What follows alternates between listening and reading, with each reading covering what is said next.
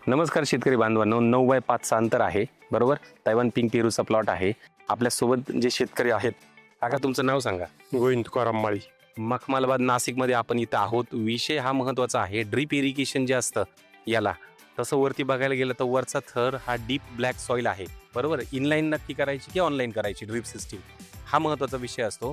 काही ठिकाणी इनलाईन असतात, 2 नळ्या टाकलेल्या असतात आणि आता यांनी केले ही ऑनलाईन आहे. ऑनलाईन पण करताना बघा आता ही सिस्टीम किती जबरदस्त यांनी केली आहे. आता ही जी ड्रीप आहे ही ऑनलाईन बघा, आता ऑनलाईन आहे ही. इथं ड्रिपर साधारणतः 8 लिटरचे ड्रिपर आहेत हे बरोबर. आणि याच्यापासून जर तुम्ही बघितलं तर एका हाईटवरती आहे. जनरली होतं काय माहिती का, बरेच जण ड्रिपर करतात, सिंगलच ड्रीप टाकलेली आहे, प्लॉट एकदम जबरदस्त झालेला आहे. आता ही याच्याने होतं काय माहिती का, तुम्ही जे पण काही लिक्विड वगैरे जात असेल किंवा पाणी जात असेल, काही ड्रिपर चोकअप झाले की नाही हे आपल्याला समजतं याच्याने. आणि काही प्रॉब्लेम असेल तर आपण क्लिअर करू शकतो. बऱ्याचदा ही जमिनीवरती पसरवलेली असते शेतकऱ्यांनी, खूप ठिकाणी जमिनीवरती पसरवलेली असते. 2 पण टाकायची गरज नाही, सिंगल पण चालते, ऑनलाईन आहे बरोबर. आणि शेतकरी काय करतात, खाली जमिनीवरती आतरून देतं काका.